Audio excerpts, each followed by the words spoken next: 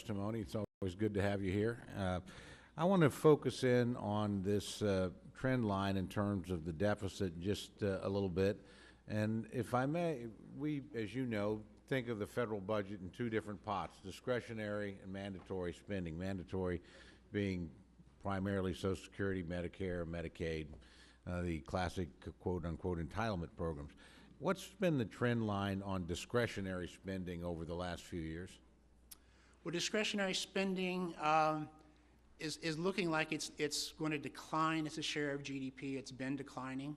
So, in fact, while we look forward to the next 10 years and see spending increase really significantly, discretionary spending is not increasing significantly. And that, in fact, is declining as a share of GDP. As a share of GDP, and since '09, it's actually declined very substantially in real terms, just as an amount. I mean, we're actually spending considerably less on the discretionary portions of the budget. And that's everything from defense to NASA to National Institute of Health than we were in '09 and '10. Is that correct?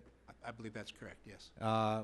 Give us the trend line, if you would, on mandatory spending. Again, the classic entitlement programs. What's that trend been in the last 5 or 6 years? Where do you see it going over the next decade? Well, mandatory spending continues to grow faster than GDP, quite a bit faster. Even, the revenues are growing as a share of GDP, but spending, especially mandatory spending, is growing a lot faster. So it's sort of a race that mandatory spending is winning in adding to the deficit going forward.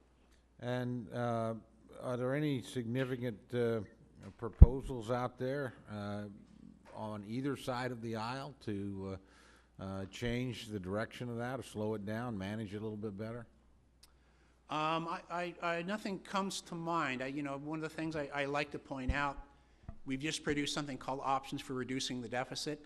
It's sort of a nice thick volume with over 100 options, and we give you some options on things like mandatory spending and other things that you can look at for reducing the deficit going forward. It gives you some idea of how much of an impact those different options would have. When's the last time we had significant reform in, let's say, Social Security? I think it's been a while. I mean, there have been some. I'm not an expert in Social Security. There have been some adjustments and benefits and delaying eligibility, some things like that, but they still haven't affected the long run problem that we've seen coming for decades. It's still coming.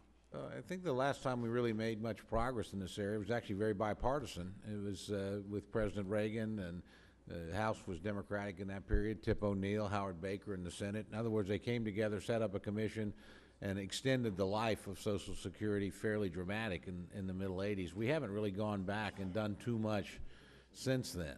Is that correct, as you recall? That's correct. I say this in a very self-serving way because my friend, Mr. Delaney on the other side, and I have a bill that would set up another commission that would be by nature bipartisan. It would be 7 and 6, which we actually have introduced it in a couple of Congresses. 7 members chosen effectively by the president and the majority party, 6 by the minority. But you'd have to have 9 votes to actually report something to Congress. Congress would then have about 60 days to vote it up or down.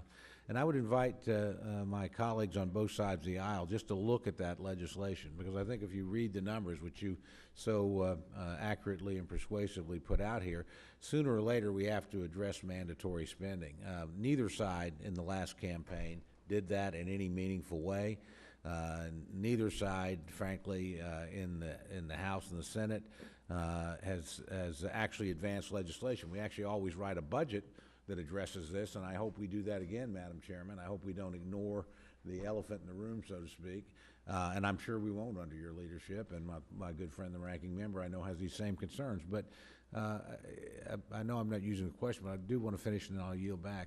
I just would invite my colleagues, we can score points against one another all day. We both have great arguments and great talking points. This is a problem we could solve. It's a math problem. It's not as tough as Medicare and Medicaid. We literally could sit down and negotiate this through, just as President Reagan and Speaker O'Neill did, and Howard Baker. And I would invite us to begin that process, because I don't like the way your numbers look at the end of the decade. With that, I yield back. I thank you very much. I thank you for your indulgence, Madam Chairman. I thank the gentleman.